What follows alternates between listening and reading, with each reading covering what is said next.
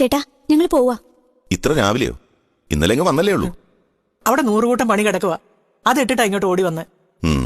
അത് ശരി. ഇവളെന്തിനാ കൊണ്ടുപോകുന്നേ? രത്നമ്മയ്ക്കൊരു കൂട്ടായിട്ട് ഒരാഴ്ച നിൽക്കട്ടെ.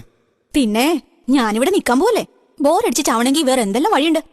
കടപ്പുറത്ത് ചെന്നിരുന്ന തെരയണേ പോരെ. നിന്നെ പോലെയല്ലേ ഞങ്ങളും ഇവിടെ ജീവിക്കുന്നില്ലേ? നിങ്ങൾ ചേട്ടൻ ചേച്ചും കൂടെ രാവിലെ ജോലിക്ക് പോകും, പിന്നെ ഞാൻ ഒറ്റയ്ക്ക്. ഞങ്ങൾ പോയിട്ട് വരാം വിജയ. ബ്രേക്ക്ഫാസ്റ്റ് പോലും കഴിക്കാതെ ഇത്ര രാവിലെ? കഴിച്ചു. എന്നാ പിന്നെ അങ്ങനെ ആവട്ടെ. വിജയ, എന്താ അമ്മേ? രത്നമ്മയെ നിനക്ക് കൈപിടിച്ചേൽപ്പിക്കുമ്പോ ഞങ്ങൾക്ക് വലിയ സന്തോഷമായിരുന്നു. അവളുടെ ജീവിതം നല്ലൊരാളിന്റെ കയ്യിലാണല്ലോ എന്നോർത്ത്.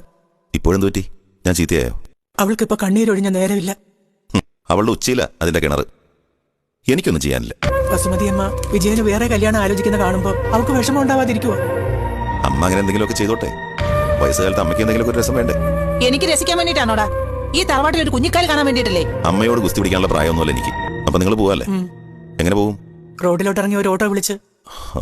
അതെന്തിനാ ഓട്ടോ? ഞാൻ കൊണ്ടുവിടാം ബസ് സ്റ്റാൻഡിൽ. രത്നമ്മേ, ആ ഷർട്ടും കാറിന്റെ ചാവിയും കൂടെ എടുത്തേക്ക്. ചേട്ടാ ഞങ്ങൾ ഓട്ടോയ്ക്ക് പൊയ്ക്കോളാം. നേരത്തെ ബുദ്ധിമുട്ടുണ്ടാ? ചെന്ന് കാറിലോട്ട് കയറി. വലിയ എളിമയൊന്നും കാണിക്കല്ലേ.